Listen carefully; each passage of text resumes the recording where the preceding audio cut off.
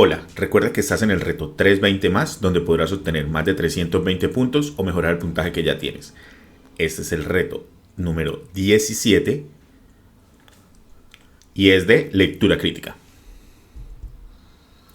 Primera pregunta.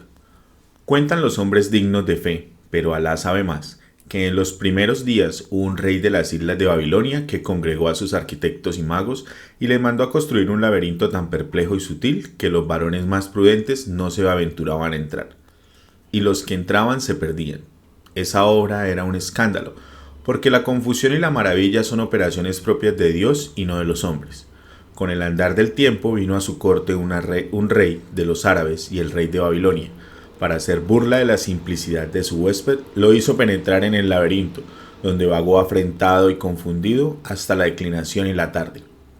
Entonces imploró socorro divino y dio con la puerta. Sus labios no profirieron queja ninguna, pero le dijo al rey de Babilonia que en Arabia, tenía otro laberinto, y que si Dios era servido, se lo daría a conocer algún día. Luego regresó a Arabia junto con sus capitanes y sus alcaldes y estragó los reinos de Babilonia con tan venturosa fortuna que derribó sus castillos, rompió sus gentes e hizo cautivo al mismo rey. Cabalgaron 3 días y le dijo: Oh, rey del tiempo y sustancia y cifra del siglo, en muchas escaleras, puertas y muros, ahora el poderoso ha tenido a bien que te muestre el mío, donde no hay escaleras que subir, ni puertas que forzar, ni fatigosas galerías que recorrer, ni muros que vede el paso. Luego le desató las ligaduras y lo abandonó en la mitad del desierto, donde murió de hambre y sed. La gloria sea con aquel que no muere. Tomado y adaptado de Jorge Luis Borges, Los dos reyes y los dos laberintos, obras completas, MS, Buenos Aires, 1996. Primera pregunta.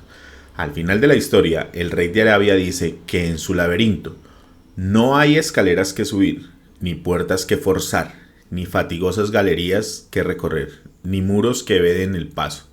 Con estas palabras el rey. Entonces, ¿qué está diciendo siempre en esta expresión? No, ni,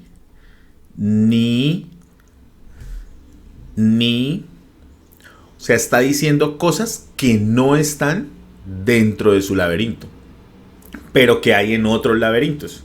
Entonces empezamos a ver que con esas palabras el rey árabe, ¿qué está buscando? ¿Enumerar los atributos del laberinto de Babilonia? No.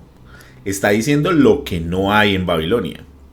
Entonces la A la descartamos. B.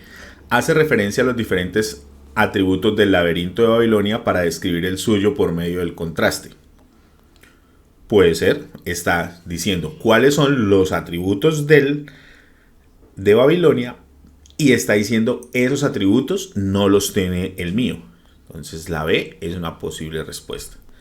C. Presenta las características del laberinto de Babilonia. Sí. Para dar a entender que en el desierto, no. Él está diciendo estos atributos. Ahora, tampoco podemos saber si son los atributos de Babilonia porque no está diciendo que están en Babilonia. Solamente está diciendo que esos atributos que él está diciendo no están en su laberinto. Describe el laberinto como una metáfora. No. Entonces, lo que está haciendo es dando unas características de esos atributos que son los de Babilonia, que es los que él conoció, y diciendo que esos atributos no los tiene. Pregunta número 2. Según el contexto, donde el rey de Arabia al rey de Babilonia. Entonces, ¿únicamente en la corte del rey de Babilonia? No. Entonces, no es, según el texto, no podemos decir que esa es. ¿Únicamente en el desierto estuvieron ellos dos? No. En el laberinto construido por el rey de Babilonia, no, porque recuerden que él también habla que estuvo en el desierto. En la corte del rey de Babilonia, sí, que nos está diciendo que estaba en el primer párrafo, y en el desierto a donde éste lo condujo, claro. Entonces, la D.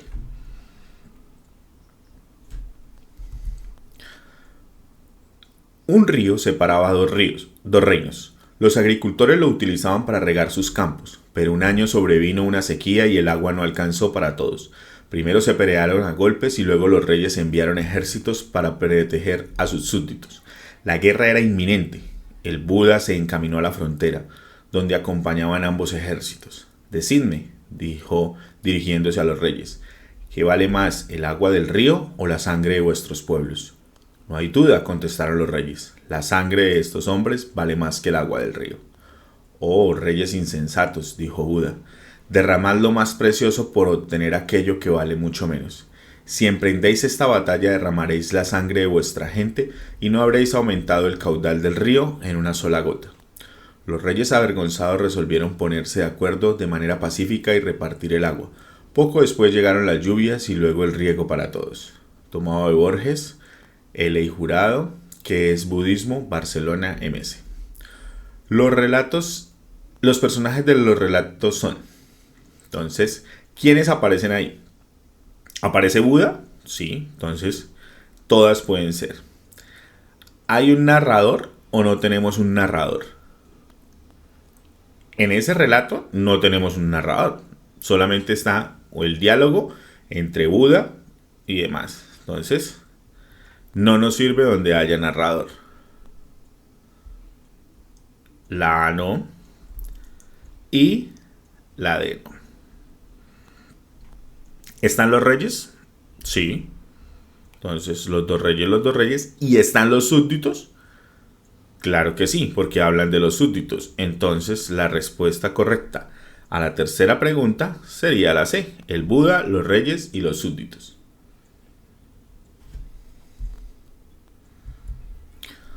Un río separaba dos reinos.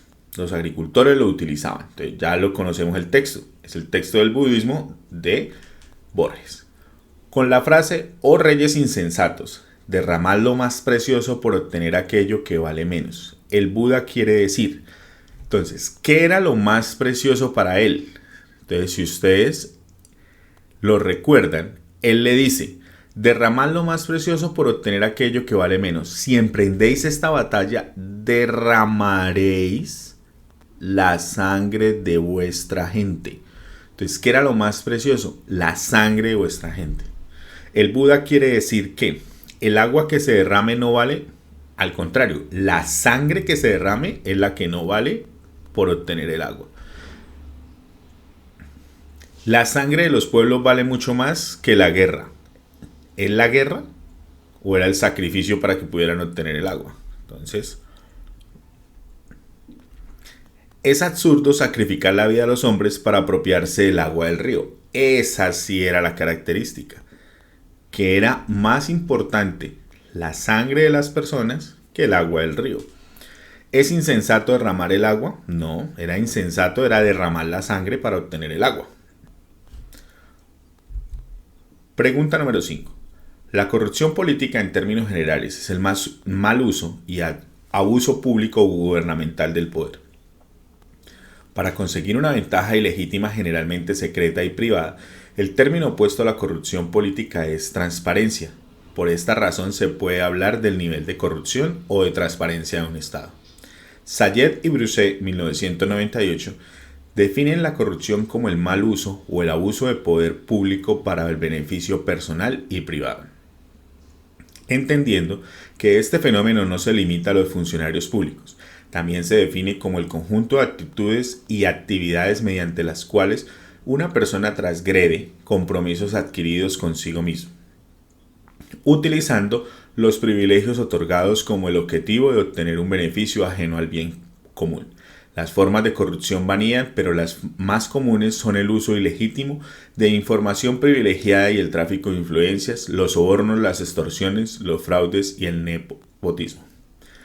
Si he leído anteriormente la pregunta, él me está diciendo, en la frase de actitudes y actividades mediante las cuales una persona transgrede compromisos adquiridos consigo mismo. ¿Transgredir qué es? Violar, romper. Entonces, transgrede los compromisos adquiridos consigo mismo. Rompió los compromisos del mismo. ¿Cuál de los siguientes términos tiene un sentido contrario? Entonces, ¿cuál de estas palabras me da un sentido contrario a violar, a romper. La única que lo haría sería la C, que respeta. Recuerda que si quieres hacer muchas más preguntas, si quieres mejorar tu puntaje, debes registrarte en www.pruebalatam.com para ser los primeros en descargar nuestra app. Si quieres hacer muchos más retos o continuar con nuestro reto 320, debes suscribirte a nuestro canal de Facebook y la página de Instagram como Prueba Latam Oficial y ver todas las soluciones en nuestro canal de YouTube Prueba Latam. Recuerda que hacemos parte de Latam Global School, una escuela americana, en la cual puedes obtener tu título de bachiller totalmente apostillado y válido en cualquier parte del mundo. Y lo mejor, con un curso de inglés conversacional totalmente gratis.